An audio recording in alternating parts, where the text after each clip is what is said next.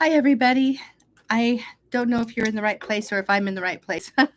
I have to say, I messed this up all again. So I hope that you see this. I know that when I looked at the live scheduled one, it looked like people were already hopping on, and I could not figure out how to get on myself. So here I am, once again, a little bit frazzled, but at least I'm here and I'm ready to basically talk about warming herbs. And I have no idea if you guys can hear me or if you know I'm here. I know there's a lag. So if you are here in the chat, oh, great. I've got a person. Thank you, Creations from the Table. Bless you. All right. Thank you. You guys are finding me over here. I'm going to change out my glasses really fast so I can see you better. Um, all right. Yes. Thank you, Cheryl. You can hear me. Awesome. Thank you. All right. I'll tell you, you've got to do all this back of the scenes tech stuff every time you do one of these, and I still have not figured it out. So I will one day. It's a learning process. It's taking me a really long time, but I'm definitely needy in the tech department for sure. If I could find somebody to help me, I totally would. But all right. So hopefully more people will hop on over here on this link if they see it, because I know people were planning on being here, and it doesn't look like there's too many. So you guys, if you are here, please in the chat, this would just help me know if people are finding us more. If you could please just say hello and tell us where you're at and what are you looking at most wanting to learn about herbalism or essential oils. What are those things that you're really always wondering about, or you want to know more about, or you are needing some help with, and I'm here to answer. Thank you very much, you guys. So Luz from North Florida, beautiful. And then Cheryl's from Michigan. Welcome, you guys. And Christy can hear me. Thank you again. And Nene's from Delaware. Awesome. Very much welcome. I was in I think it's South Florida, but I was in Fort Lauderdale back in October visiting my son, and boy, it was nice. It was so beautiful that time of the year. Deepwater Homestead, welcome from Storming, Texas. Oh my goodness, yeah, the storms, right? We're getting down into the negatives this coming week. Like it's supposed to be negative 14. The lowest that it's been since I've been here in Idaho is about -6. So this is going to be an interesting week. In Michigan, welcome, Renee. And Oklahoma, Ava, welcome. Oh, there's another North Idaho, Laura Lee, welcome here. And LOAA Ministries, welcome from Ohio. And hey, Cindy, are you guys chilly in Florida? Wow. And Deepwater Homestead still 70 degrees here. My goodness. And what state is that? That's amazing. Boy, and and the thing is, I love my temperature range is about, I would say 40 degrees. I'm comfortable all the way up to like 80 degrees. And anything below that, or I'm okay below 40. I'm not really okay above 90. I start getting really hot. So, oh, Cindy says, yes, it's chilly and rainy in Florida. Betty says, hello from Indiana. And Texas is warm in the 70s. Oh, with a tornado watch. Yeah, the weather's going to be crazy. Luz says it's in the mid 40s. All right. And then Cindy Woods, Creations from the Table from Michigan. Oh, nice. Thank you very much. Been studying your videos and such for about a year now. Well, I'm so glad you're here on YouTube. This is wonderful. Christy says we're supposed to get snowstorms in the middle of the night here in Michigan. Wow. You guys are Michigan's north, kind of like, I think it's along the same latitude line maybe that we are, or pretty close. And Umpqua girl, hello from Oregon. My mom lived on the Umpqua River in Scottsburg for many, many years. It's so beautiful there. Grateful Acres Farmstead from the Ozarks. I've always wanted to visit the Ozarks. And Deepwater Homestead says, I love that you combine herbs with essential oils. And hello from Wisconsin. She wants, Christine, thank you, wants tincture recipes for wellness. I've got so many of those. Oh, and Umpqua Girl says, I live in Scottsburg. Nice. My mom used to live on a street called Burchard Lane. It was kind of tucked back in there, and they had a dock right down onto the Umpqua. And then Anth is from Australia, and LOAA is a total newbie. Welcome. You know what? Welcome, because one of my missions, if you guys have been following me for a while, is to get an herbalist into every single extended family, because we've all seen what's evolving in the world. We've seen the supply chain issues. We've seen, and we know where most of our medications come from. It's from, India and China.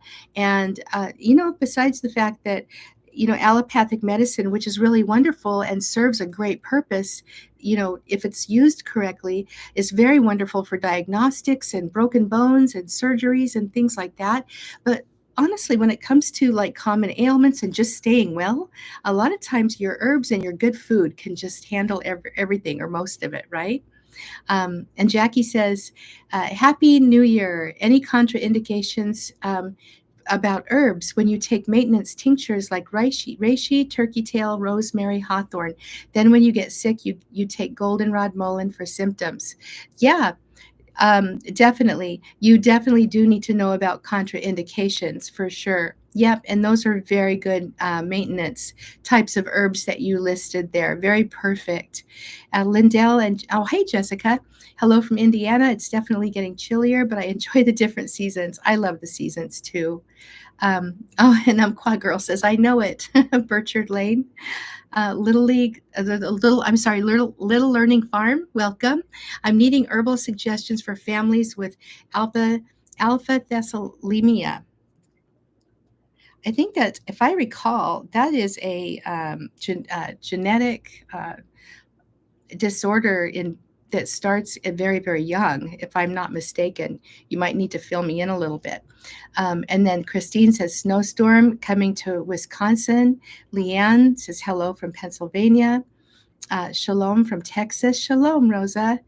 And snowfall, Michelle, it says in snowfall in Nebraska. Yeah, it's not snowing here now, but it was coming down a little bit ago. It was pretty nice. All right, you guys. So, oh, this is so good to hear. Creations from the Table says, I made your Manly Man tea blend for my husband, and he's not a tea drinker, but he loves it. That is, I'm so glad you mentioned that. That blend I made for my husband many, many years ago, probably over 10 years ago, I think, is when I formulated that one. And he wasn't a tea drinker at that time, and that was the herbal tea that turned him into a tea drinker. Now he loves his herbal teas. So yeah, that's a really beautiful herbal tea, even for those who don't like teas. It's nice. And then, good afternoon. I'm new here. Hey, Odette. Well, welcome. This is the place to learn. And Cheryl says, is it okay to replace the lavender in deep sleep tincture with chamomile? Cheryl, it absolutely is. You can. That's the nice thing about a lot of these herbal tea formulations. You can take a look, and when you know about the plants and when you know what the plants do, you can look at those ingredients and you can go, okay, well, I know that this herb is in there for this reason, and this other herb is in there for this other reason, and this herb is in there for that reason. And then you can go, but I don't really like that herb. So you can actually do some substituting with other herbs that will do the same thing that herb is in that formulation for. And so that's the power of learning about the plants, the plant medicine. And I do have offers on my in my school where we go deeply into the plants, if you're ever interested in that. And Kat says, hi from Georgia. Love your chats. Thank you. And then Ant says, can we make strong perfumes with infused oils and not essential oils? You can. And however, they are not going to smell strong. Okay. Infused oils, like here, I've got some St. John's wort oil. The infused oils don't really pick up much of the scent of the plant, a little bit. Like I can smell the St. John's flower in here very, very, very lightly. If you infuse lavender, you're going to get a hint of lavender. But when you make your perfume, it's not going to be very strong. So therefore, the essential oils are really what's going to fragrance it. And yeah. And Rita says, I'm currently using your detox medley. How often can I use this tea? Um, Rita, remind me what's in that. I have quite a few of them. And if you can tell me what herbs are in it, I can tell you how much and how often you can use. Some herbs need a little more time. Nicole says, I missed a lot waiting in the other live. Nicole, I want to just apologize for those of you who are hopping on here. From the other live, the scheduled one, I couldn't figure out how to get on the scheduled live, I'm ashamed to say. And I'm very, very sorry. I am terrible with tech, and it's just me. So I don't have a helper today. So I really apologize. I'm so sorry. But you didn't miss very much yet. Pretty much we've just been chit-chatting, and I'm getting ready to dive heavily into questions and just talk about some warming herbs. We're getting ready to go into a really, really cold time. And right now, if you're in the United States, many of us are going to be hit with some very cold temperatures, and herbs can help. Herbs and essential oils that are warming and soothing to your system can really be helpful for warming the core of your body. And even some of them are dispersants, so they can actually get into the peripheral areas of your body, like your fingertips and your toes. So if you're a person with circulation problems, there are some wonderful herbs that you can put to use, especially as we go into this time of really heavy, deep cold for many of us. Yeah, it's a fun time. So no, you haven't missed anything, and I hope more people will hop on over here from that other wherever you were, because I couldn't find you.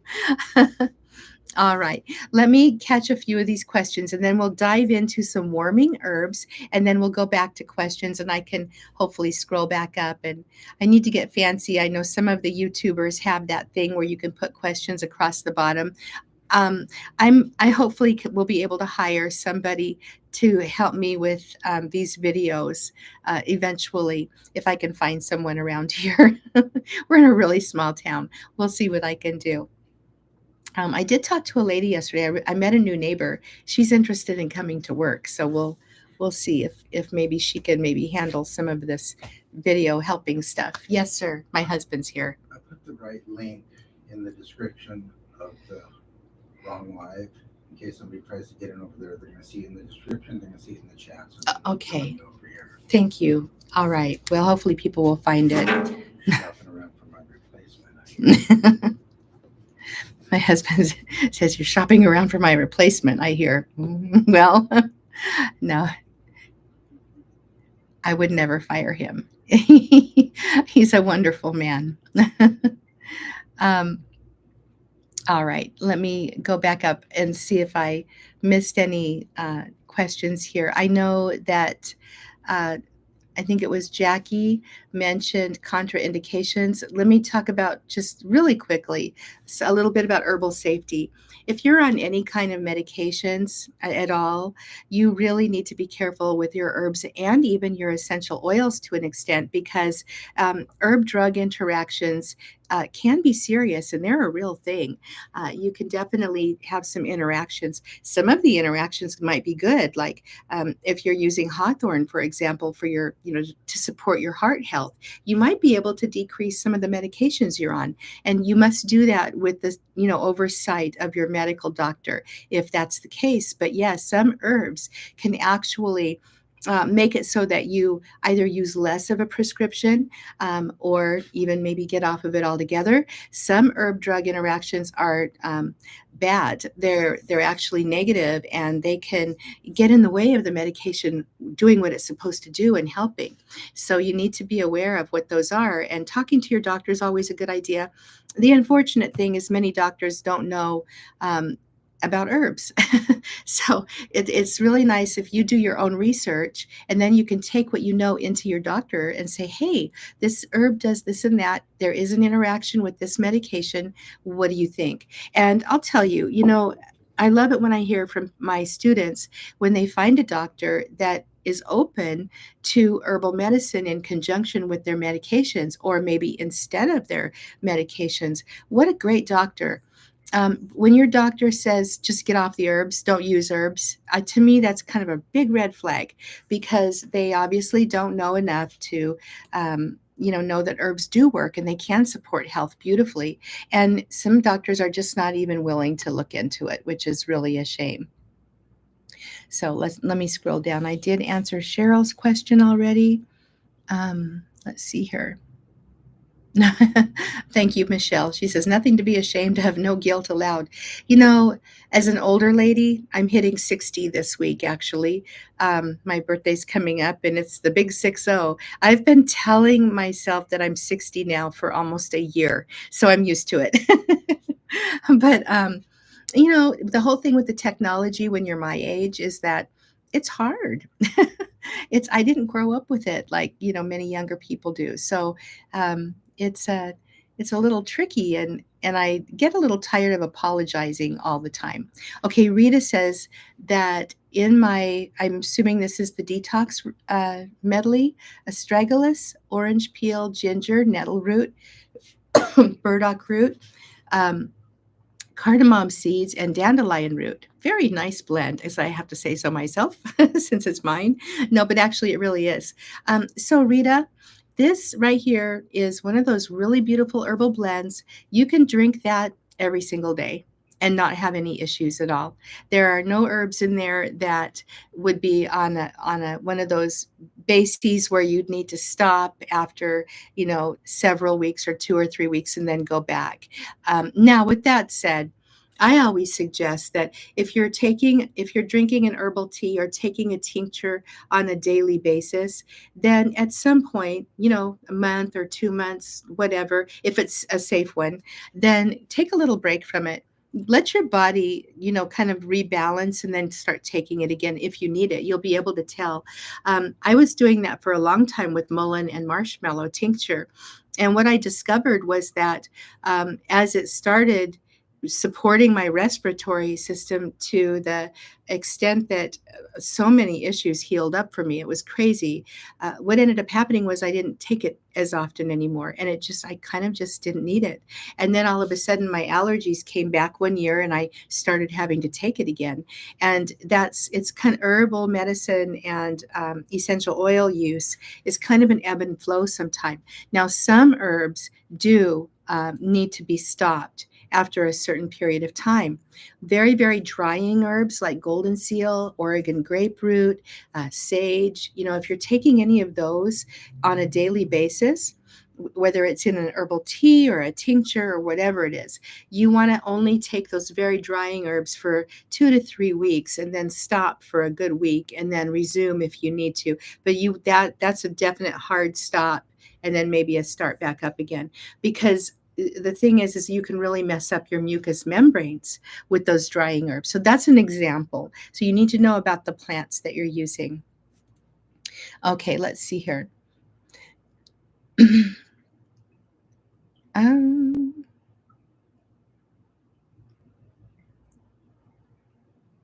I'm sorry, I'm going to just scroll back up and see if I can find where I left off here. Okay, let's see. Leanne says, my husband recently was sick with a viral infection. He woke up a couple of weeks ago and wasn't able to walk on his own. That's pretty serious. That's not good. Doctors say Guillain-Barré syndrome. Any recommendations herbally to use? Leanne, that is definitely a medical issue. And I would, if it were me, and I was brand new to herbs, I would probably be doing a lot of research on it. And I would go to the scientific sites like the NIH.gov site. Here, I'll put that in the chat.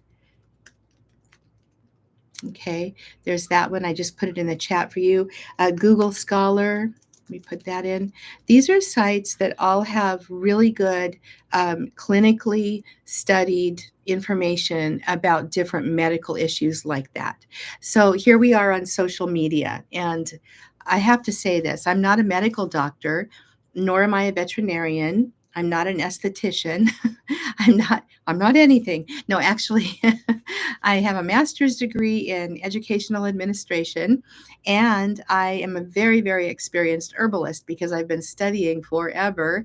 And I am a certified at professional level aromatherapist, and I'm working on my clinical studies right now in aromatherapy. I have met with clients, and I have a very small herbal practice for clinical herbalism, and I support people's wellness. So that's what I do. And the thing is, and primarily though, I'm a teacher.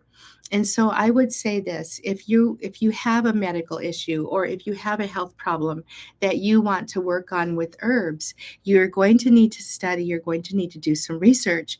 And if you really want to dig into herbalism, you want to start taking some courses or get a really good book and start studying and start learning. And that's just how you do it. A lot of people will wait until it's in their face. Oh my goodness, I have this medical issue going on, and I need to figure out how to deal with it. And sometimes it's too late. It's really a good idea to start learning as early as possible in life.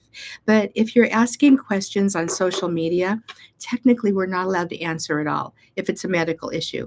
We can give suggestions if we know enough about the issue or the syndrome or whatever it is, but we're not really allowed to give any kind of medical advice at all. It's illegal for us to do that.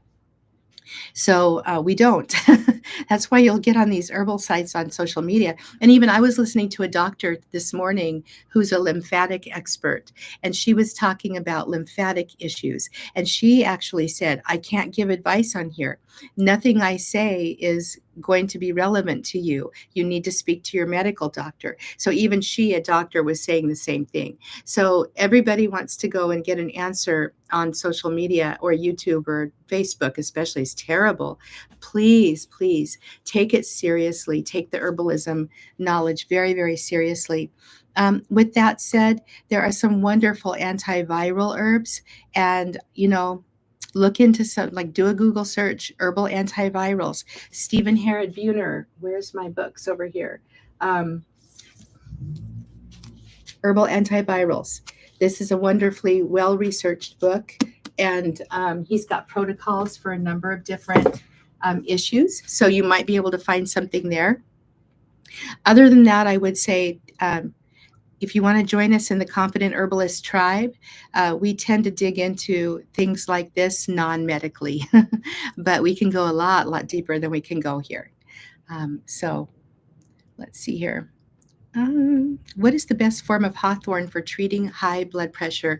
So Emma, let's go back to the whole medical doctor thing again. So as an herbalist, as a holistic herbalist, I'm not allowed to use words like treat. So herbs don't treat something because they're not drugs. So this is all part of learning herbalism. This is all part of why you've wondered why you get on herbal sites and you hear all this like weird, kind of shady language or whatever. It's because we're not allowed to cure, treat, prevent, diagnose. We don't do any of that. So what we do say is this: Hawthorn is one of the best plants, one of the best herbs ever for supporting the heart, and it can help and improve your blood pressure because of that. And I like to use the tincture. You can use Hawthorn in a tea form, though. It's delicious. It's actually a food herb, so it's very, very safe for most people. If you're on medications, again, do some research because you might need to make some adjustments. But Hawthorn is really wonderful, and I actually take it for mine on a daily basis. I take tincture every day, sometimes twice a day, because actually it tastes good. And if you want, in the evening, if you can have a little tiny cordial made of Hawthorn, and it's really a nice way to support your heart at the same time. Oh, Matthew says we have snow in England. Oh, wow. And I love St. John's wort. Oh, I do too. St. John's wort is one of my favorite plants. All right, let's see here. I'm going to scroll down. Creations from the Table says, do you have instructions on making golden milk? Also, could you make it with hot chocolate if you're making it with milk? You absolutely could. Yeah, it's basically a decoction of turmeric. I like to put some black pepper in there because the piperine in the black pepper helps the curcumin and the turmeric be more bioavailable in your body. So I always combine those two herbs every time. I don't take any turmeric without the black pepper. Yeah, and then you just, you can decoct it within the milk and then drink that, sip it. You can spice it up with cinnamon or, other cardamom, other really great, herbs, and it'll warm you up. But I hear people really like it. And I don't see any reason why you couldn't put cocoa powder in there. I would do that. Let's see here. And then I just saw a question and it jumped here. I am diabetic. What is the best herb for it? And this is from Odette. So, Odette, if you're diabetic, again, here's another medical question. So, I can't really say, well, this is the best herb for this or that. And also, you guys, herbs don't really work like drugs. You really, obviously, we can take an herb for a cough or a cold, or that's what I do, and I can manage the presentations in my body beautifully. In other words, I can stop coughing, or my nose stops running, or whatever. So herbs are really great for that. But when we're dealing with something like diabetes, which especially in like type 2, I'm assuming, if it's something that has presented in your body after many years of certain like kinds of a lifestyle, lifestyle choices like eating lots of sugar, or not exercising, or drinking alcohol, or whatever it is, maybe just eating too much bread, or maybe it runs in your family. It might be a genetic thing. Then you can't just go, okay, I'm going to take this herb and it's going to cure it all. It doesn't work like that. What we need to start doing, and again, I'm a holistic herbalist, I'm a vitalist herbalist, and what that means is that I look at the whole entire body. And most herbalists will do this too, actually. Good ones, I feel, do.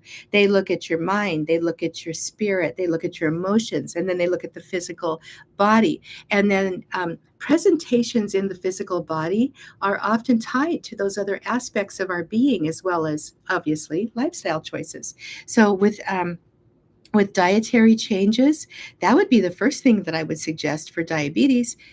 Take a look at diet, do some research, take a look at maybe reducing your carbs, reducing your blood glucose levels by eating certain foods over other foods. Some foods will spike the glucose, right? Well, maybe reduce some of those, and always with your doctor overseeing all of this. But with all that said, cinnamon might be one you might want to look into that can be helpful for managing glucose.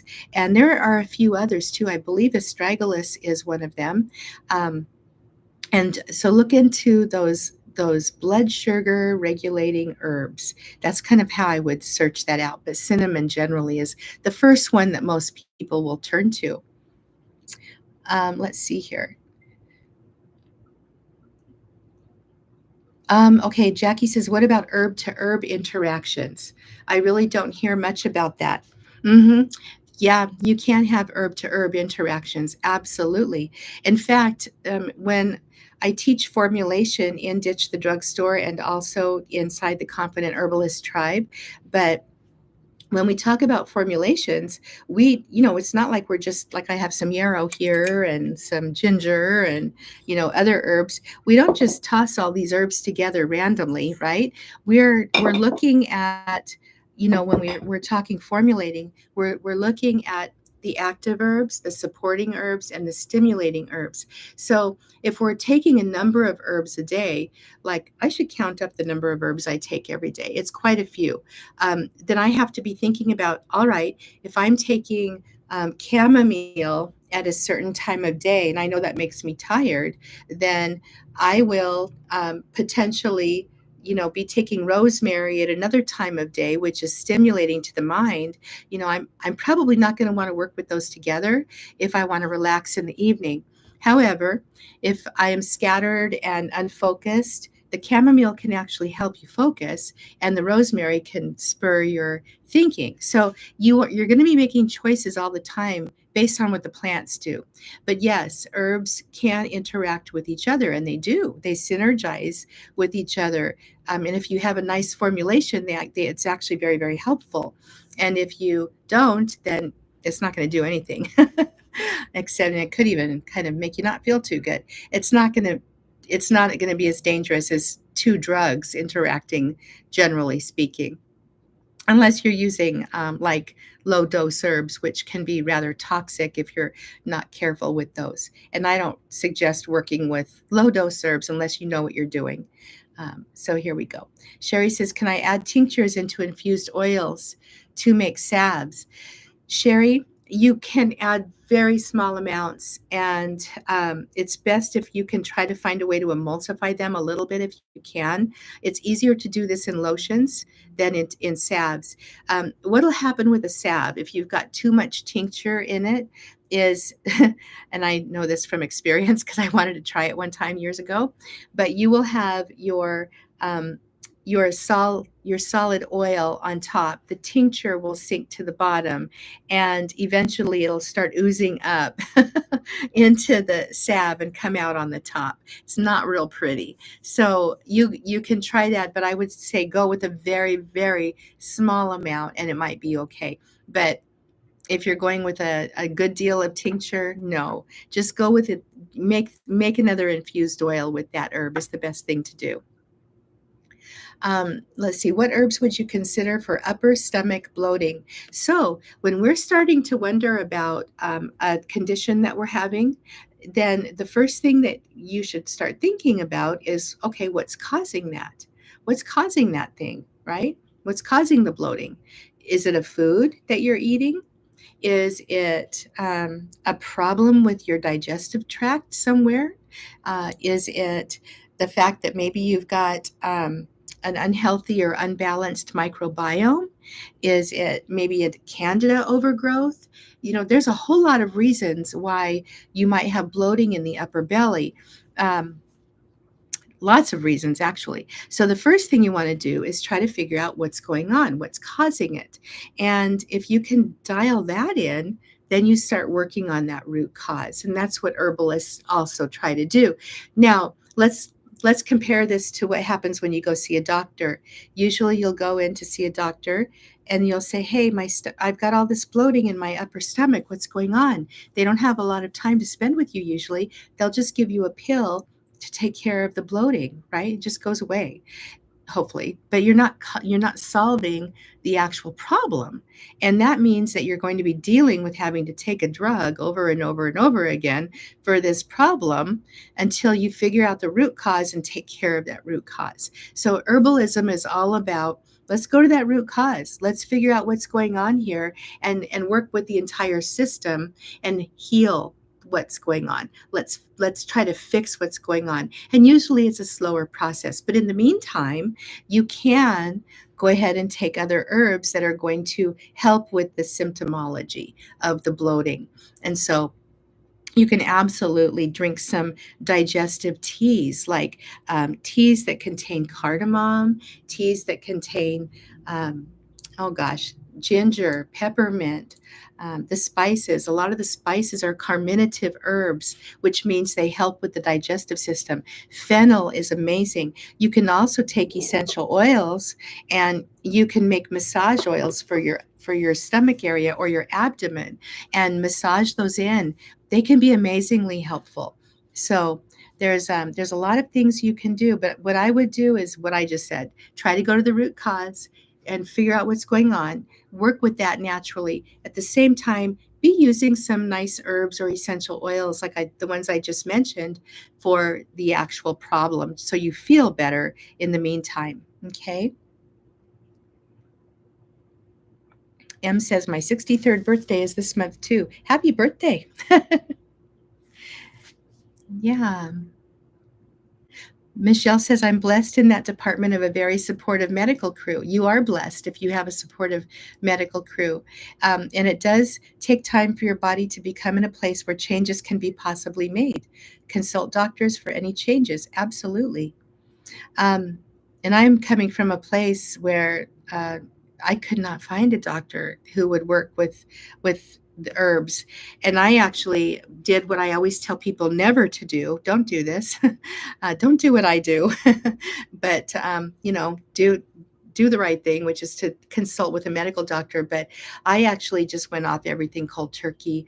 But I was taking some prescriptions that I felt like, you know what, I was actually being harmed by them. So for me, it was a choice. It's always your own personal choice. You're always responsible for your own health choices. And when you go see an herbalist or a doctor or any kind of um, a health helper, then you get to make the ultimate decision about what you're going to do. So that's always up to you.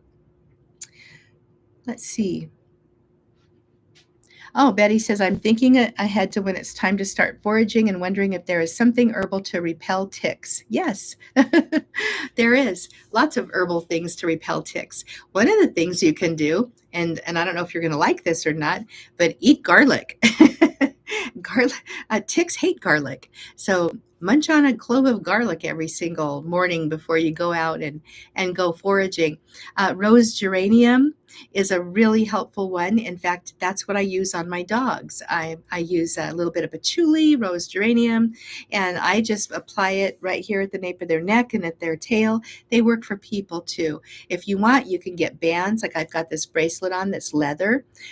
You can put your essential oils on certain bands like this or around your neck, and that helps as well. So yeah, there are definitely some ones that can work. Let's see. Any thoughts on suppressing coughing? Mom was coughing up phlegm, which is good, but can't get any sleep. So, penny pinching mom, what I would say is if it's interfering with sleep, I would suggest wild cherry bark, and I would take the tincture. And if she, happens to wake up in the middle of the night, she can just take it again. But wild cherry bark is an antispasmodic herb, and it calms the spasming of the lungs, and it also just helps in general with those coughs that just won't go away. It's a good, helpful herb. That's a suggestion. Um, are there any essential oils to help with neuropathy? Rita. So in the Confident Herbalist Tribe, that's our membership. This is not an advertisement or anything, but I just want to tell you this. We do a lot of different things in our student group. First of all, there's a massive amount of content that's well researched, tons. All of our herbs have books that we study, and we go into the phytochemistry and recipes and all of that. But we also have chats every week, and we do a Q&A chat that's similar to this, only it's a little more focused because I literally take the questions and we we go deep. But the other thing that we do is we do practice client intakes. And that's because in the membership, I have beginners to herbalism, and I've got very, very experienced people who are working on clinical practice. And so we actually will once a month, I put out a client intake. And if you want to, as a beginner or advanced, doesn't matter, you go ahead and you take that and you go, what would I do if I was working with this client? What would I think about? And then we have a chat about, all of the different things. And we talk, what would a good protocol look like for this person? And guess what we're doing this month? We are focusing on neuropathy. So that's, I just thought that was funny, but absolutely. There are many essential oils that can help with neuropathy. Again, and herbs too. Again, I would go ahead and say that if you're dealing with something like that, go to the root cause. What's causing the neuropathy? There's a number of different things that can cause neuropathy in the human body, and obviously we're dealing with pain when that happens. So you want to go ahead and work. Have a double mind here. You want to work on that root cause, while also helping yourself deal with the situation at hand, which is the pain, cutting back on the painfulness or the tingling or whatever it is that you're experiencing. So I really like herbs and essential oils that stimulate circulation, that are rubefacient, that bring warmth to the area because that enhances the circulation. And then some pain relievers can really be helpful. Some analgesic type herbs can be helpful as well. So right off the top of my head, I really love juniper essential oil, rosemary essential oil. I love working with cayenne infused oil for situations like this for many people. You can do foot circulation soaks if it's in your feet. There's different kinds of neuropathy in different areas of the body. So I'm making an assumption. The feet are a very, very common place for neuropathy to present, but foot soaks with those stimulating kinds of herbs can be wonderful. Cayenne tincture. You can take cayenne tincture in a bit of water. I don't suggest taking it straight. It's extremely hot, but it's a dispersant. It's a very, very warming, stimulating dispersant, and it can get the blood from your core into your extremities, and that can be helpful too. So that's something you can do a couple times a day if you want to. But those are some ideas, and without being your herbalist, because I'm not, I'm just here on YouTube talking about things.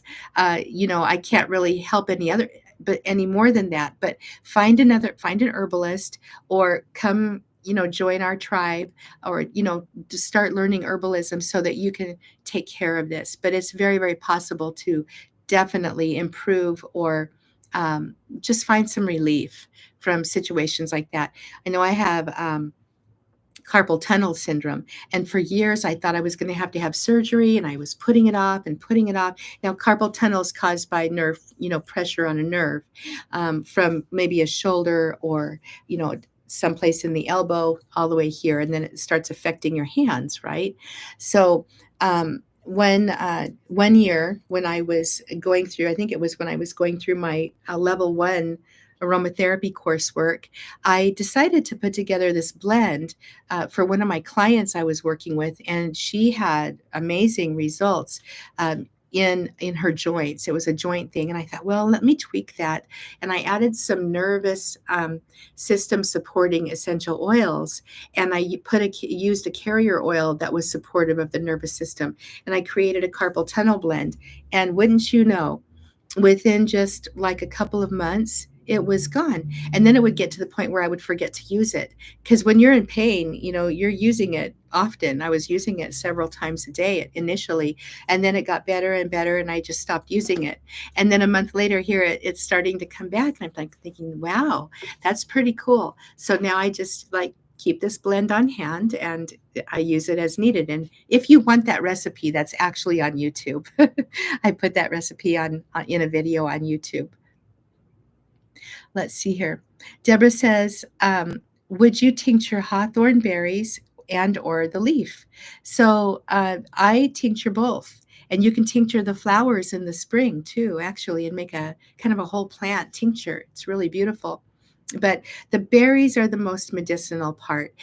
Generally, what I do, because I'm kind of a lazy person and I don't want to pick off all the berries, is when I'm harvesting my hawthorn, I just cut the little stems with the berry clusters, and there's always a few leaves on there. I just cut those off, and I think I did a video on this too. There should be a video on YouTube about tincturing hawthorn. And then usually I'll give the berries a little crush. I'll just use one of those cocktail muddlers, or, a pounding stick or something. Get them crushed, put them into the tincture with the leaves, and basically you've got a beautiful tincture. And this is a tincture that really tastes good. So that's what I do. And Rosa, you're asking about diabetes. I just talked about that too. In fact, I don't know if it was your question. I think it might have been somebody else's farther up, but I'm not sure. But I just discussed all that. Let's see here. Jackie says, I read in Medical Herbalism by Hoffman that hawthorn tincture needs to be whole plant, berry, leaves, and flower. So is a hawthorn berry tincture ineffective? No, it's not. And I can speak from experience on that. It's actually very effective. The berry is the most powerful part of that plant if you're talking about cardiovascular support. The berry's pretty amazing. Now, with that said, when we're talking about whole plant use, you're going to have constituents in the different plant parts that aren't in other plant parts. That's why, when we're working with dandelion, let's just say, the dandelion root has different constituents than the dandelion leaf has. The root is full of a substance called inulin, which is really helpful for the gut biome, and that's supportive of the liver as well. While the leaves are really, really high in minerals. And so the leaves are more supportive of the kidneys. So, knowing all this, then we know what organ systems that the plant parts will work with. So, would we combine dandelion root and the leaf? Sure. Then we could actually be having a overall detoxification process support formula for our body. Hawthorn is much the same. When you combine the leaves and the berries and the flowers, you're going to have this really well-rounded tincture. But if you're focusing mostly on the cardiovascular system and you just have access to the berries, then go with the berries, because obviously the berries are going to be ripe in the fall and the flowers bloom in the spring, so you're not going to have them all at once.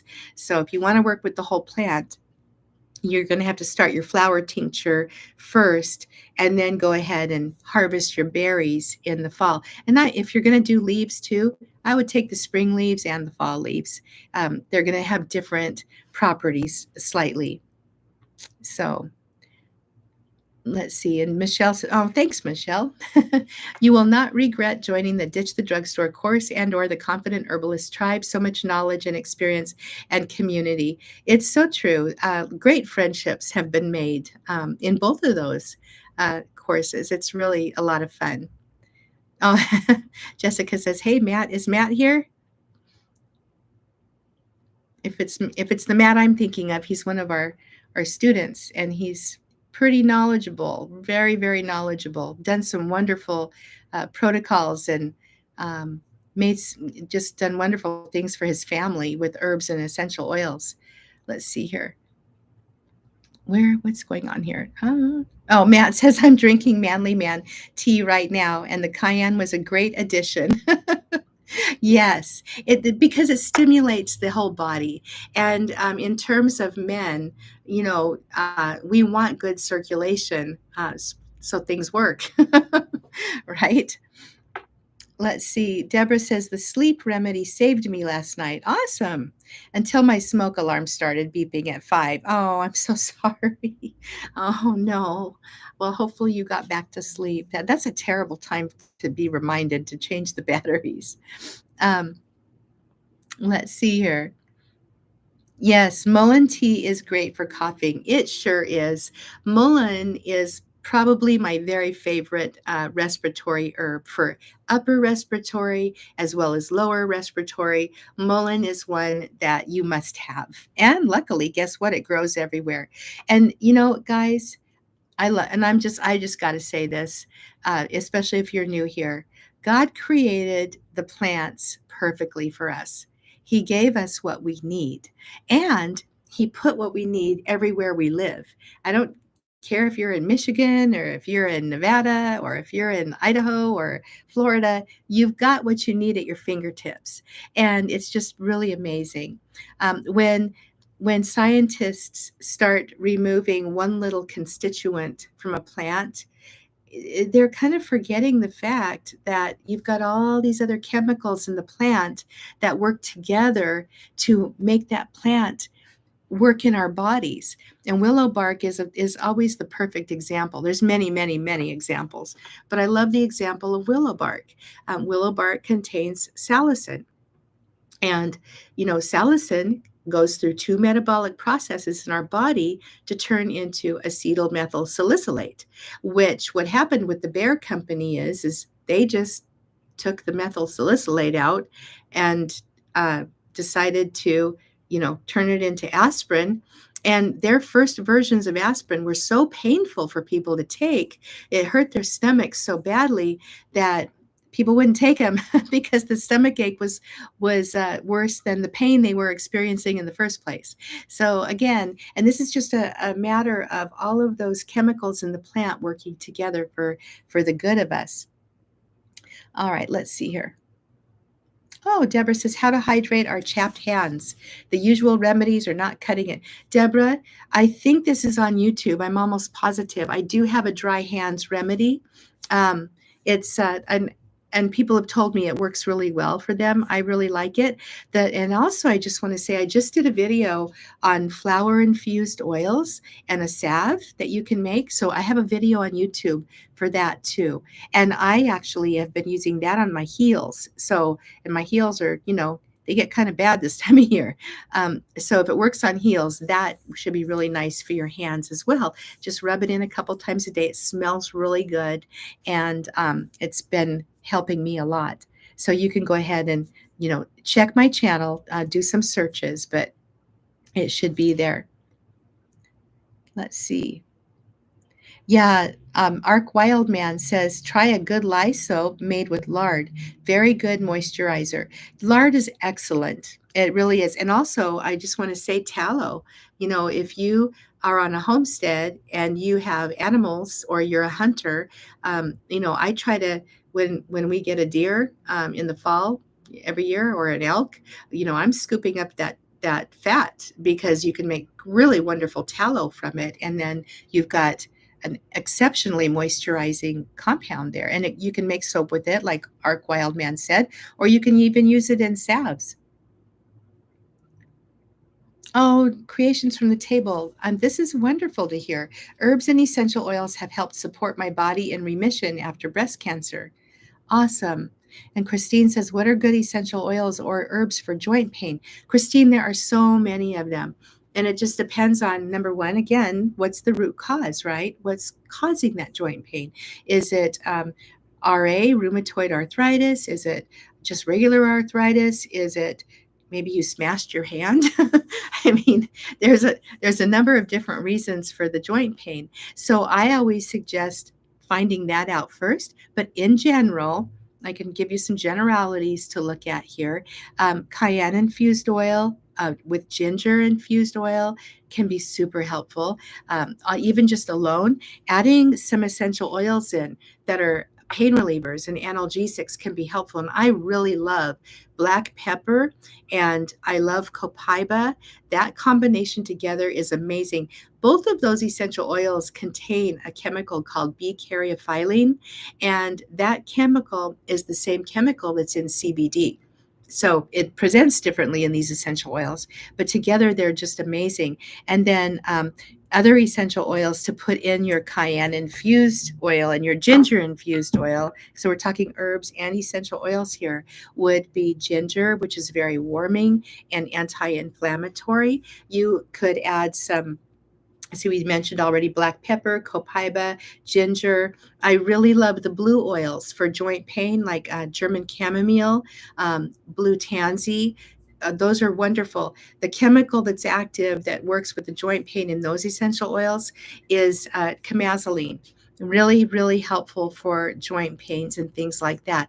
And then finally, if it's an extreme pain, and I've made this for my mother and my stepdad before, and many, many people actually. I had a lady come in and she took away some salve and came back a couple weeks later. I need some more salve. But I'll go ahead and add sometimes some wintergreen, which is a pain reliever because it contains methyl salicylate, or maybe birch oil might be helpful in that regard as well. So again, knowing, you have to find out if they're on medications or not, because your wintergreen and your birch essential oil can interact with some medications, and you don't want that. So, but those are some ideas for you to start with. And let's see here. Medicine One, Virginia, awesome, is our home now. Well, thank you for being here. Seeking medicinal help for the family, old and young, 6 adult children and 16 grandchildren. You are very blessed. That's a beautiful, large family. That's wonderful. I would suggest my Ditch the Drugstore course. That's what that course is all about. It's all about building out a customized home apothecary for your family. I'm actually opening the ninth enrollment. Open enrollment period is coming up in the week after next.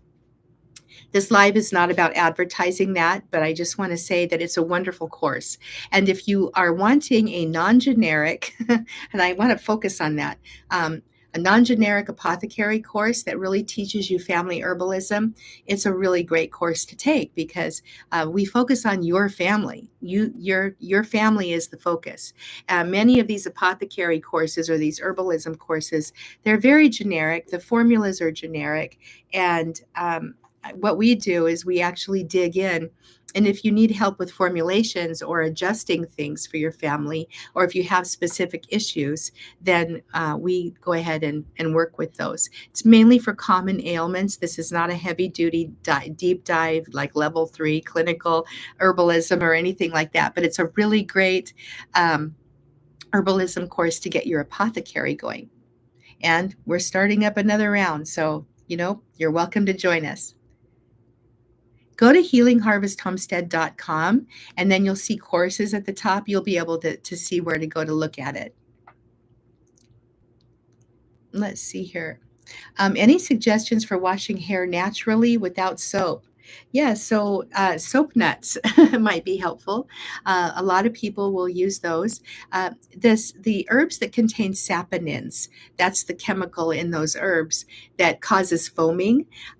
Those are a lot of times really helpful plants to kind of cleanse and your body and your hair, really. Wild violet leaf is one, although they're only available in the spring usually for people, but definitely that's a good one. And then soap nuts. Soap nuts are very, very well known, and many people have used them. And then the other thing, I'll just say this, is what I've ended up doing, because I have bad hair, like many people do.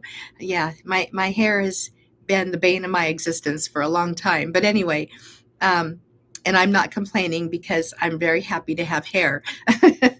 But my hair doesn't do really well with natural soaps. And so what I do is I find natural soaps that I like that are, natural enough, let's just say, and I'll use those. But and then I really good conditioner, and then I do an oil mask once a week or so. But generally, I don't wash my hair very often, and that's been really helpful, actually. So, like right now, my hair hasn't been washed in a week, so and it doesn't look that bad. Like I can still go out in public, so it's getting ready for a wash, though. Anyway, Matthew says, a fascinating presentation once again, Heidi. Thank you, Matthew. Thank you for your amazing knowledge. I really appreciate your kindness. Thank you. Oh, you're so sweet. Thank you so much for that. I appreciate you so much. Let's see. Ashley says, if you whip your tallow or lard and add an essential oil, it's great. It really is. It's wonderful. Jessica says, dry hands recipe. Is that what it's called, Jessica? If people search it, I think that is. If you just even search my channel for like hands, then you'll find that dry hands recipe. Oh, Kathleen says, hello and be safe from stormy Wisconsin. Yeah, you're storming too. It's about to get crazy this week. I understand. For us, we're like getting ready. Let's see. Kathy says, Heidi, thank you. So appreciative of your knowledge base and you're freely sharing them. Thank you so much, Kathy. You know what? I was listening to this herbalist on YouTube a couple of weeks ago, and oh my goodness, she was ranting and raving about other herbalists who have courses and who quote unquote sell their knowledge and talk about certifications like they need them and blah blah blah. And I had to laugh. It's like, you have to have some kind of a structured way to learn if you're going to learn anything in any kind of a decent time frame and learn it well enough to put it to use. And that's what teachers do. We it takes a lot of time to develop a course. It's not something you just throw together overnight. It's a lot of work. And you know just popping onto a YouTube video and doing a little thing, that takes work too. But it's not as much work as putting a course together. And especially if you've got a teacher who's actually there, who actually shows up with her face, so that you can ask questions. That's a whole other story. And that's what we do. And I'm proud of that. We have helped so many people become herbalists at this point. I ought to get a number at some point, and because it's amazing. People are going out and sharing herbalism with their families, and you're leaving a legacy when you are teaching your friends and your family members about the power of herbal medicine and essential oils. It's really, it gives me goosebumps sometimes, because it's like we need to bring this knowledge back. And the best way to bring it back is to find invested people who are ready to dig in and go then learn, and then they go out and share too. Let's see here. Oh, Rosa, thank you. She's telling people to hit that like button. I always forget about that. I always forget to say that. I feel like I'm kind of begging, please hit the like button. but but yeah, if you like this, please do hit it. I always forget. I need to start maybe talking about that. Creations from the Table says, if anyone here has a disability, herbs can be great in supporting emotional stress from that. Speaking as a blind woman. Oh, bless your heart. Absolutely. Um, you know what? I taught special education for many, many years. And prior to that, I taught general education, third grade through eighth grade, for many, many years, like decades. And if you took all of my teaching years from the time I started teaching preschool, which was when I was 16, to when I retired, it's about 40 years of teaching people. And I didn't start learning herbalism and aromatherapy until probably the last mm, 12 to 15 years, maybe a little longer, of my teaching career. And I haven't taught now in, it's probably, I don't know, probably been pretty close to 10 years now, I guess, maybe 7. But anyway, it's been a long time. And at the tail end, I started working with essential oils with some of my students in the classroom, even just diffusing, and they did amazingly well. When I work with parents who have children with disabilities, essential oils and herbs can be so helpful. You're absolutely right. They're exceptional for helping people deal with emotional stress and just stress in the body in general. Like adaptogen herbs are amazing in helping your body just to stay in a balanced state. Your essential oils can help uplift the mood and calm the emotions both at the same time. They're incredible. So when we talk about overall health, and we are talking about the stress response and our minds, the power of our minds, even, we can help manage our thoughts even using herbs and essential oils as well. So all kinds of wonderful helpers these plants are. It's amazing. Penny Pinching Mom says, what about St. John's wort for arthritis pain? St. John's wort will be probably somewhat helpful. St. John's wort has a very strong affinity for the nervous system. I love working with St. John's wort whenever there's any kind of a nerve pain. That's kind of what I turn to St. John's wort for. With arthritis, now you've got some other things going on. So you want to go ahead and you want to really work strongly with those anti-inflammatories, like the ginger and the black pepper and your cayenne, very anti-inflammatory. Turmeric, both internally and even externally, if you don't mind a little yellow on you, which some people do. So you've got to know what the herbs are very powerful in, okay? And that's really helpful when you know what body systems they strongly support. Matthew says, I've learned so much from your channel over the past 3 years. I now make my own tinctures, extract my own oils, and make my own medicinal teas. I and my family thank you for all you do, Miss Heidi. Well, thank you, Matthew. That's really good to hear. Taryn says, hi from Arkansas. Hi, Taryn. Let's see here. I got a little jump again. I'm very sorry.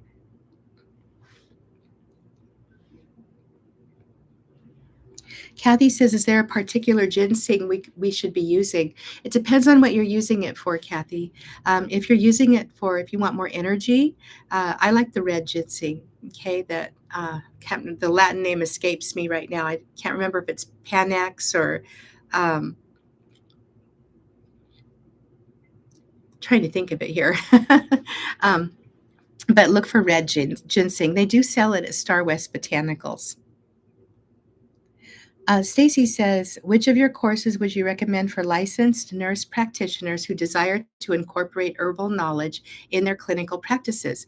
So, Stacy, it depends on where you're at in your herbal learning. If you are brand new, or if you don't have a home apothecary going yet, I would probably start with the family herbalism, and that would be ditch the drugstore. That's going to get you into making home remedies. There are over 200 recipes in that course, and you'll get an idea of, okay, how to work with different kinds of pain using different kinds of herbs instead of just, medically speaking. A lot of doctors will just turn to a few different pain medications. Here, just cover the pain up. Here, take this for pain. Whereas with herbalism, we're actually going, okay, what kind of pain is it? What's it caused by? Where's it at? Is it a headache, or is it, somebody mentioned earlier, stomach pain, or is it joint pain? What's going on there? And then we choose the herbs. But the Ditch the Drugstore course is really good to get you into that. If you're already, if you consider yourself like a strong intermediate herbalist, then going into the Confident Herbalist tribe, and a lot of people just jump into both of them, but the tribe is where we actually start working with health issues. As I have to say this right, we don't treat, cure, prevent, or diagnose, but we support them. And oftentimes, herbs can heal the body slowly because, and I want to say that differently, the body wants to heal itself, and you as a nurse know this. The body already has our healing um, uh, systems in place, and we need to get out of the way of that. Herbs can help support those systems, and that's what we do in the tribe. We take a look at different things that are going on, and we do the practice intakes like I just mentioned, and those are a lot of fun. But so those are a couple of thoughts. I just had, I'm so proud of my daughter-in-law. She's a physician's associate, and she just reached out to me recently, and she says, I want to take your course. And I was like, thank you. Thank you. And I was just so thrilled because I bless her heart. She, for a long time, and she still gets upset with me because I've turned completely away from big pharma, completely 100%. We haven't taken any over the counter or prescription drugs in probably close to 12, 13 years now. And because I've had such bad experiences with them. And I've tried to explain that to her. And she's like, just take a pill. It's going to be fine. And I'm like, no, I can't. I want my body to function, naturally as long as I'm on this earth, and she's had some situations, I think, with immune system deficiencies and everybody being sick, and so she wants to take my course. Thank you.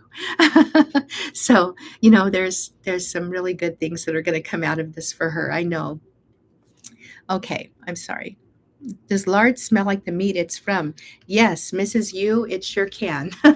That's the downside of lard. Tallow isn't quite as bad. Tallow has a kind of a gentler smell, and if it's from an elk or a deer or a wild animal, I've noticed you don't really smell it at all. It's really like mild, very, very mild. Michelle says a cool shampoo that's natural is a wapahi ginger plant. Well, thank you, Michelle, for that. Kathy, thank you. Heidi, you are such a precious commodity. There's no one like you. Thank you. Thank you. You are so sweet. There's nobody like anybody else, right? We are all beautiful individuals. And Ashley, thank you for coming on here. She says, if the tallow is or the lard is rendered properly, then there is no smell. Let's see here. Thank you, Christy, very much. She's saying thank you for the videos. Let's see. Oh, thanks, Kat. You're so fun to listen to. Nice and lighthearted. I giggle like you do. Yes, we have to be lighthearted. There's a lot going on in the world, and it's really easy to get sucked into some of the negative stuff being shared out there, isn't it? It's um, Taryn says, "Where do I buy my oils from?" Taryn, I'm really, really picky about my essential oils. I am super picky about them. So let me just tell you this: there are a lot of really good companies out there, tons of them, as a matter of fact. I've got a few right. Actually, all of these oils I have here are coming from the same company, but I'll share the names of them. So I've got Aromatics International. That company is associated with Aromahead, which is a really reputable essential oil or aromatherapy training company. And I really like them. Their oils are nice because, number one, I know I can trust where they're sourced. Karen and Jenny Williams, the current owners of them, they were trained by Andrea Bouget, the founder of that company, but they've been sourcing their oils in person from these small part farmers for a very long time. And I know they're very careful about them. The nice thing about their oils is that, and this is helpful if you're a new aromatherapist, but they put the top two chemical constituents on the bottle from the GCMS report from that batch. So you know what's in that bottle.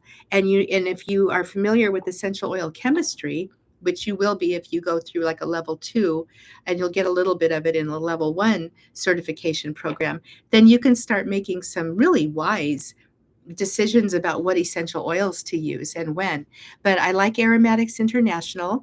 Um, I do feel like Plant Therapy is a good company. Rocky Mountain Oils is a good company too. I know everybody asks me always about doTERRA and Young Living, the MLMs. And you know what? I don't know about doTERRA in terms of how close they are to their farmers. That's one of the questions I always ask. Like, does this company know the farms where they're getting their oils from? Are they combining potentially adulterated oils together from a number of different companies, or are they pure? And so, the less expensive brands are probably going to be way more likely to be adulterated. But I know that, like Young Living, and I'm not associated with them in any way, shape, or form, but they own a lot of their own farms, or they contract out from farms they know. So I do believe they're trustworthy. Um, Let me see. There's other companies. Amrita Aromatherapy is really good. Florihana, which is owned by, was it David Wolf? He's an excellent aromatherapist. Very, very, he's been doing this for decades. That's a great company. Pompey Street Organics is good. And I've got a list. If you guys go to my website, healingharvesthomestead.com, and go to where it says explore, I've got a page in there that says valuable resources. All of these links are there. So you can go explore my website. There's a lot over there. If you think YouTube's been great, there are hundreds of articles on my website. So go check that out, healingharvesthomestead.com. A lot over there. I'd give, that also made me laugh about that herbalist who was ranting and raving about herbalists who have courses.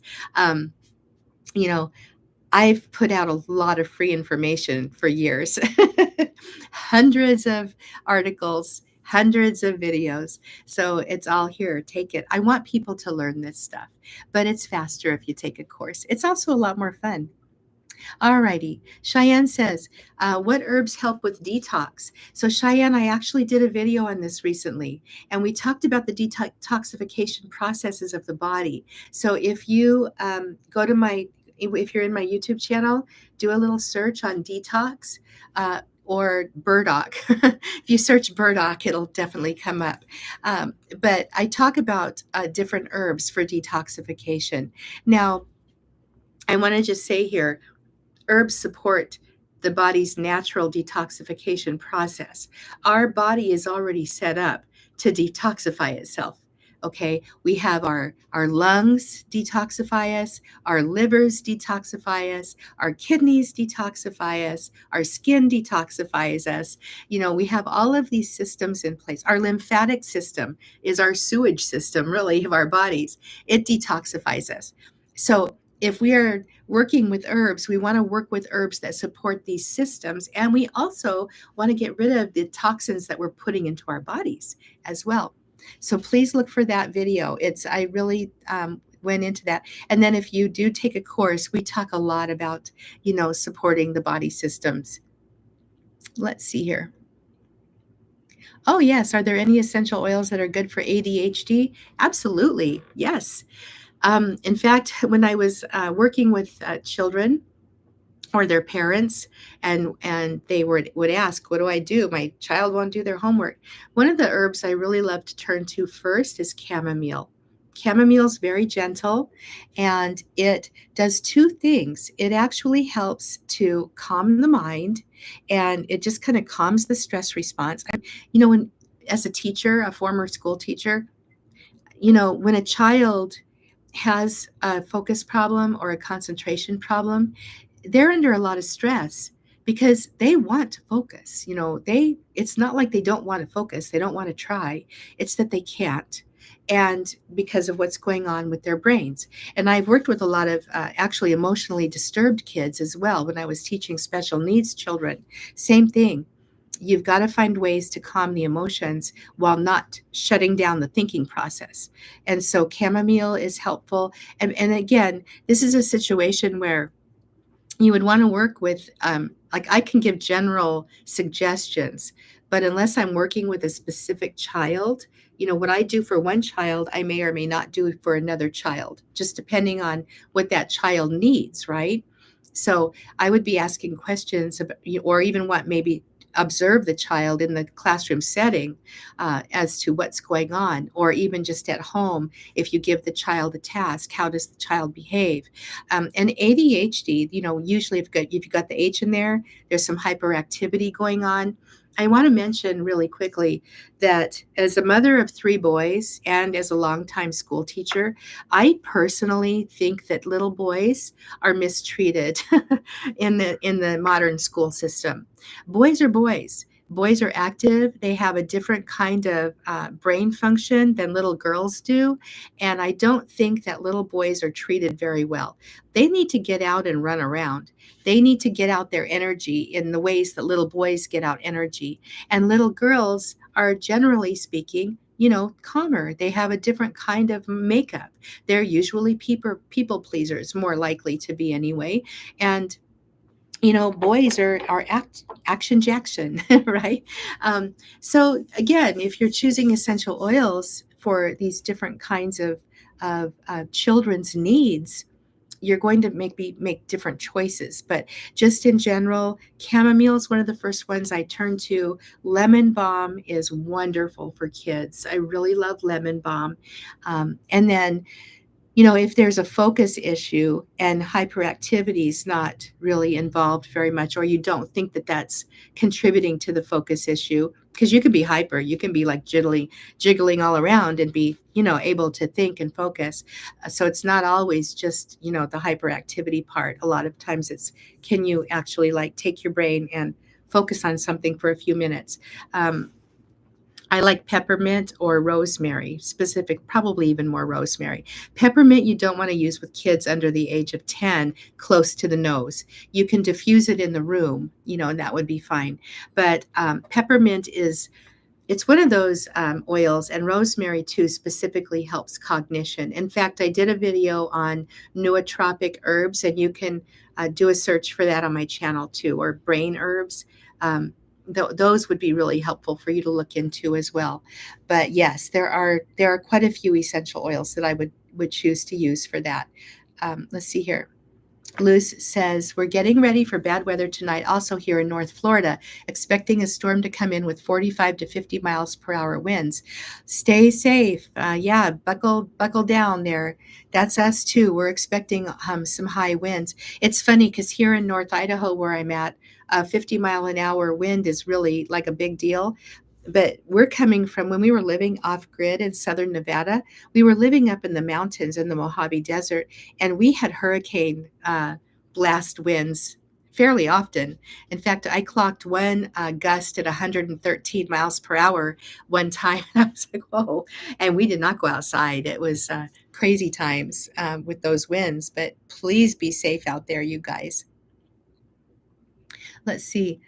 Kathy says overnight healing hands. Is that the recipe? That's it. That yeah. The recipe I have on YouTube is for an overnight remedy for hands. Oh, and Kathy says it's the absolute best recipe. Thank you. Yeah, it is a really good recipe. Creations from the Table says, would love to see you do a video on herbs and essential oils for those with disabilities. You know what? I can totally do that. Here's the issue. I would need to know, I actually would probably need to focus on a specific disability, because what I might do for a child with I want to say there's like even autism. If I even just take autism and look at it by itself, I taught a lot of autistic students in the past. You've got um, your overstimulated, and then you've got the ones who are very quiet and withdrawn, and you've got those who present with behavior issues and those who don't necessarily. They're just different. So I would definitely work with those children differently. So knowing about the disability would be helpful, and then I could probably make some suggestions. But again, I'm not a doctor, I'm not a psychiatrist, I am not a psychologist. I can't treat, diagnose, prevent, cure, any kind of thing like that.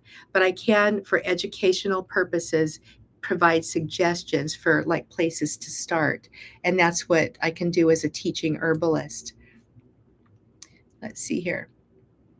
Oh, thank you very much. Penny Pinching Mom says, we love your tribe, the Confident Herbalist tribe. That's my baby. I love that. I love that group of people so much. Tanya says, hello from Maryland. I want to learn herbalism. Tanya, please go to my website, healingharvesthomestead.com, if you would like to take a course. I've got short courses, long courses, and it's a good place to get started. Let's see here. Oh, good. Kathy says Cindy confirmed Pan X. Good. Oh, hey, Jean's here. All right. Jean's one of our level 2 aromatherapists. So she's really great. Kathy's one of our students. We have a lot of students here, it looks like. Thanks, you guys. Thank you for being here. I appreciate it. Live in Life says, hello, Heidi. Are nettle and comfrey leaf tea okay to drink for healing a broken bone? I broke my wrist and I am in a cast. Okay, this is a really good question, because old time herbalists will tell you, yeah, sure, drink your comfrey tea. In fact, if you take a course from one specific herbalist I'm thinking of, and she's wonderful. I took her course. In fact, it was the very first snail mail course back before the internet that I ever took. And comfrey tea is recommended to drink. But now, because decades have gone by, scientists are starting to study herbs more in depth now. Comfrey has some compounds called pyrrolizidine alkaloids. They're called PAs for short, and they can affect the liver. Now, there are different kinds of pyrrolizidine alkaloids, and I've been doing some further research on comfrey, because I actually feel like it's a very good herb to use even internally for short use for some people. If you have liver or kidney disease, any kind of gallbladder issue, no. Please don't do that. But if you're relatively healthy and you've got a broken bone and it's a short-term thing and there's no other health indications, and I'm going to say this generally speaking, and once again, I'm not a medical doctor, but comfrey contains allantoin, which is a chemical that is cell regenerative, and it can be super helpful for things like broken bones. In fact, I told my stepmother when she broke her collarbone last year, she called me and she says, "Is there something I can do for this?" Because when you break a collarbone, you can't put it in a cast. You're kind of like just like stuck, with your sling. And she's like, "I need to get going and do my life." And I'm like, "I know." So I told her she has no health issues having to do with liver, kidney, gallbladder, anything like that. So I told her, I said, "Yes, go ahead and drink some comfrey tea twice a day for the next two weeks or so, maybe three, and then stop. And then that's going to help your bones get started quickly." So that's a general recommendation. And then I hear, and you're going to hear all kinds of things about comfrey. Some herbalists will tell you, "No, never take comfrey internally, it's going to kill you." Other herbalists will say, like me, they're more like in the moderate area. You take it if you want to, but be careful and know what it can do to you, possibly. Other herbalists say it's fine to take. I know I was listening to Susan Weed speak, and she said that she's taken it every single day for the last 20 or 30 years and doesn't feel like she has any problems. Here's the problem, though: you don't know what's going on inside of your body unless you get testing done and go see a doctor, or until it's too late, right? So I like to personally take a conservative approach using clinical studies and what science does know, with also a combination of old time traditional use, and then just make some common sense decisions. That's the best thing to do. So, but I would suggest that. And the other thing you can do is, if you broke your bone and you don't want to take it internally, which is great, again, go with caution first if you're at all uncomfortable. And I would say this: do some research. Do your own research and be sure you're comfortable. I'm, again, just this is educational purposes, not any kind of medical advice. But if you wanted to do a nice comfrey compress, yes, that would be really helpful as well. Comfrey in compress form can actually be absorbed by the skin and go to work and start helping too. So that's another thing that you could do. And nettle, let's talk. I just spent a ton of time on comfrey. Nettle leaf is great. Nettle leaf is filled with minerals. So, yes, if you wanted to drink nettle leaf tea, dandelion leaf tea, or a combination. In fact, I have a healthy bones tea. I don't know if it's on YouTube, but I definitely have it on my website. So, there's a recipe for healthy bones. So, look that up, and you can start drinking that right away. It's got some easy to find herbs, high in minerals, and really helpful. In fact, I created that blend for my stepmom too. She's got some osteoarthritis going on, and so we thought, well, let's go ahead and create this. Oh, thank you, Tina. Tina says, "I love Heidi and Joe." Joe is my husband, by the way, if you're new here or you don't know me very well.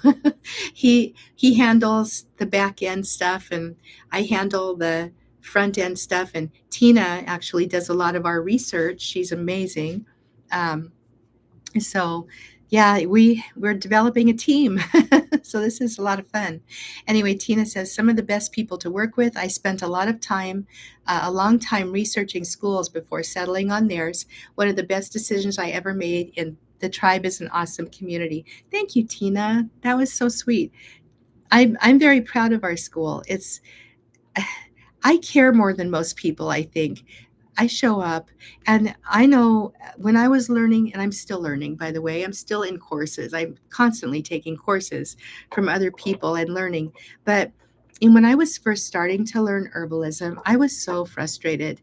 I was so frustrated because I couldn't, well, first of all, the internet was barely getting started at that point. There was no information online, but I couldn't find anybody to help me.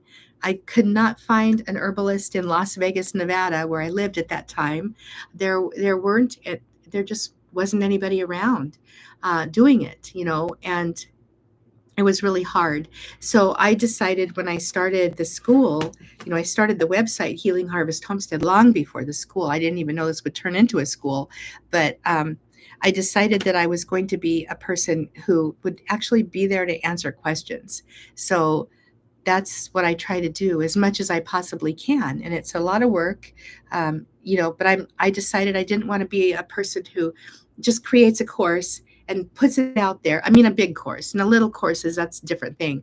But, a big course and just puts it out there and has people just like go through and be frustrated and have questions and they never get an answer. And even especially our student community, we are set up in there to where people ask questions and they get lots of different answers. And it's beautiful because now it's not just me answering. You've got like multiple experienced herbalists and aromatherapists who are in there and they're answering all these questions. And I'm like looking at these answers and I'm like, because I might see it a day or two later and I'm like, hallelujah, the question's been answered already and better than I ever could have, on my own. It's really a beautiful thing, just the experience in the group and how sharing and giving and loving everybody is.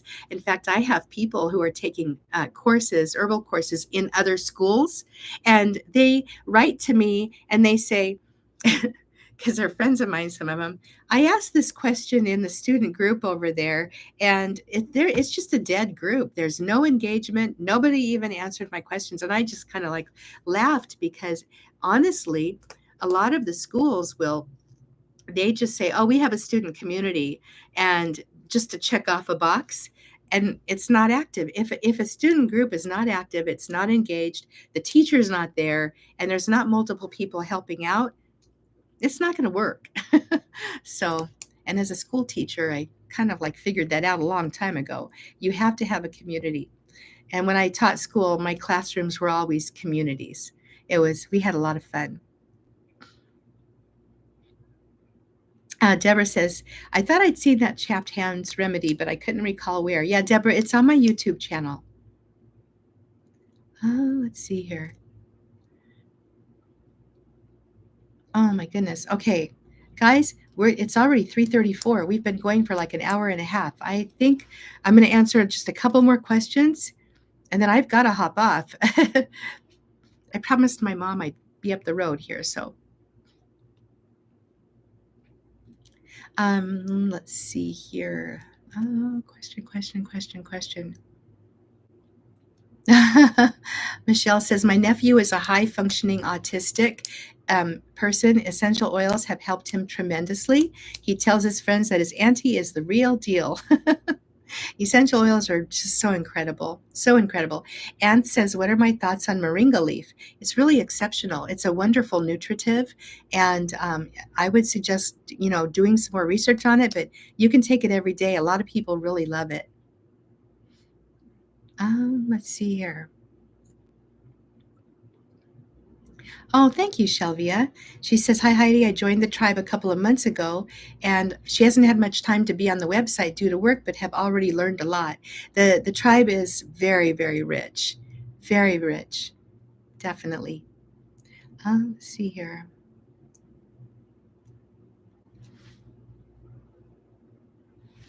Oh, thank you. Creations from the Table says, my voice is very pleasant. Thank you.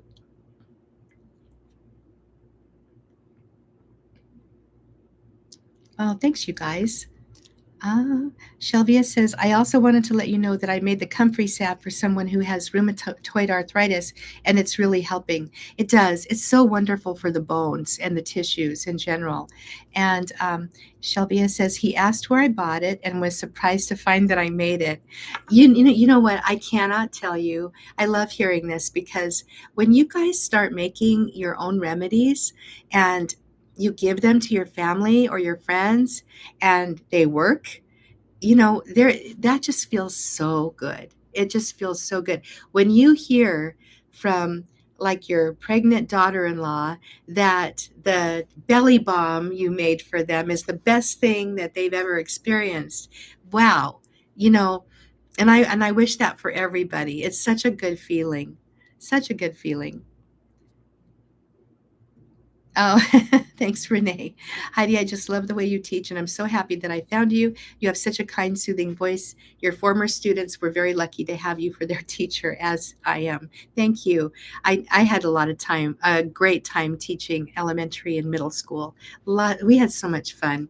And then No Child Left Behind came along, and we won't get into the politics, but the education system kind of changed, and teachers stopped being teachers. I became very depressed there the last 5 years of my educational career.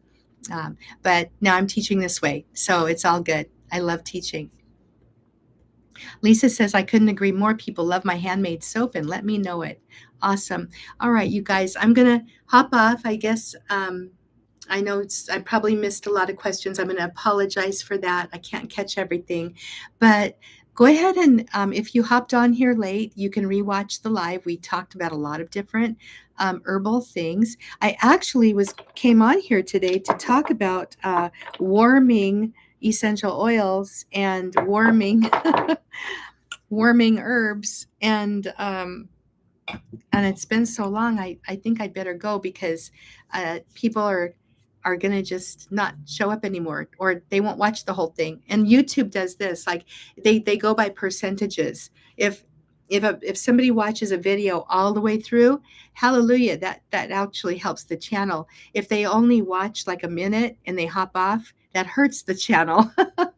So that's another thing. Yeah, please, if you like my channel and you like my videos, I love it if you guys, I love hearing the comments always. I'm still at a point where I can answer most of them, actually. So please, write in your comments or your questions, like, subscribe, all of that good stuff. Please tell your friends.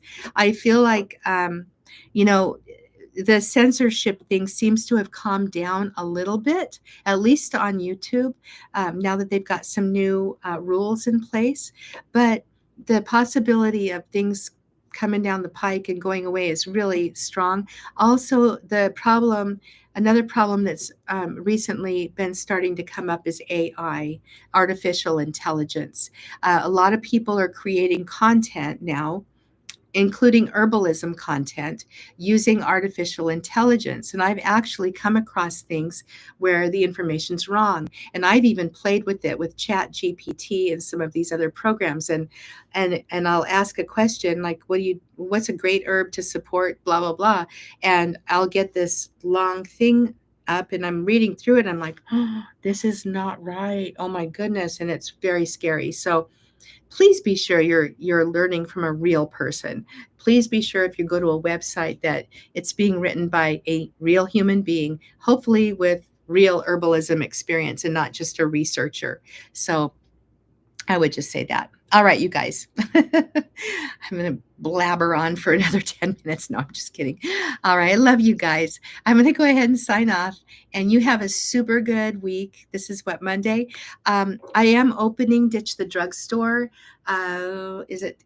Next week is open enrollment. I would love it if you would take a look. You can go ahead and go to my website, healingharvesthomestead.com. I am putting out trainings in this next week. I've got my webinar coming up next week. So if you're brand new, I'll be talking about the 5 best herbs to start your home apothecary with. I probably should have been mentioning this through the whole live, and I didn't. So I'll put the links in the comments, though, in the comments section. So thanks, you guys. And I will talk with you a little bit later, and maybe I'll do another one of these later in the week. All right. Bye-bye.